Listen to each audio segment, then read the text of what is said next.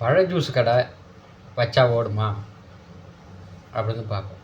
பழ ஜூஸ் வந்து orange, apple, இந்த மாதிரி முலாம்பழம், தர்பூசணி, இந்த மாதிரி பழ வகையெல்லாம் வாங்கிட்டு வந்து ஜூஸ் கடை வைக்கிறாங்க. உண்மையிலுமே அருமையான பிஸ்னஸ் அது. அதாவது இந்த மாதிரி கடை வந்து பார்த்தீங்கன்னாக்கா ஒரே இடத்துல ஒரு மெயினான இடமா பார்த்து, ஒரு பஸ் ஸ்டாப் இடமா பார்த்து வச்சுக்கணும். இது வந்து அங்கேயும் வந்து தள்ளுவண்டியில் போகிற மாதிரிலாம் அங்கே கிடையாது. இது வந்து ஒரே இடத்துல வச்சுக்கணும். நல்லா ஃபேமஸான உள்ள இடத்துமா வச்சிங்கனாக்கா எல்லா பழமும் வாங்கிட்டு வந்து ஸ்டாக் வச்சுக்கோங்க. கேட்டாக்கா நீங்கள் அப்படியே ஆப்பிளோ ஆரஞ்சோ எது வேணுமோ நீங்கள் கேட்டிங்கன்னா எப்படி இதில் ஒரு ஜூஸ் வந்து எவ்வளோ தெரியுமா? ஒரு ஜூஸ் வந்து 50 ரூபா 70 ரூபா அப்படி விற்குது. இப்போ ஆரஞ்சு ஜூஸு, ஆப்பிள் ஜூஸு இதெல்லாம் வந்து 70 ரூபா 100 ரூபா 150 ரூபாலாம் போகுது. ஏன்னா கண்டிப்பாக குறைஞ்சபட்சம் 50 ரூபாலேருந்து 70 ரூபாவில் இருக்குது ஒரு ஜூஸ். ஒரு பழத்தில் வந்து ஒரு ஜூஸ் போடுறாங்கன்னு வச்சுக்க, ஒரு பழம் போடலை 2 கிளாஸ் வரும். எப்படி இருந்தாலும் 1 கிலோ வந்து ஆப்பிள் அதெல்லாம் 150 ரூபா வருது.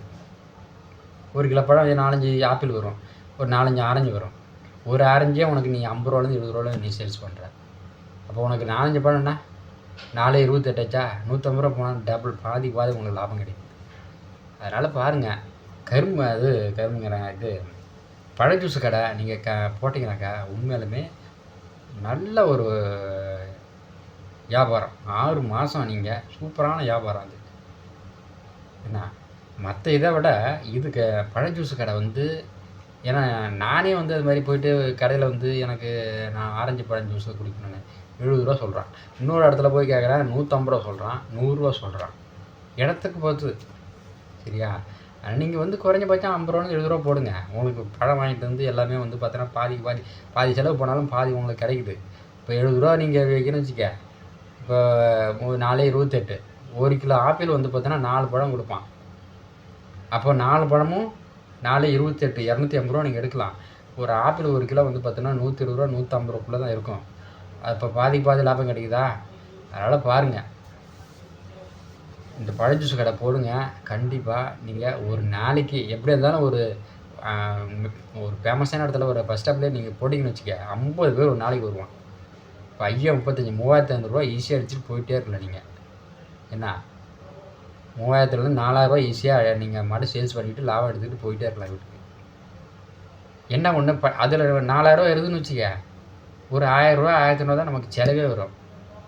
என்ன நீங்கள் 1 கிலோ ஆரஞ்சு ஆப்பிள்லாம் 4-5 பழம் கொடுப்பான் எப்படியா இருந்தாலும். அப்போ 4 பழம்னா கூட 4 பேர் ஆச்சா, பைத்தாங்க 40. நீங்கள் 10 கிலோ வந்து பார்த்தீங்கன்னா ஒரு 1500 ரூபா செலவாச்சுன்னா மீதி 2000 ரூபா 2500 ரூபா கையில் நிற்கும்.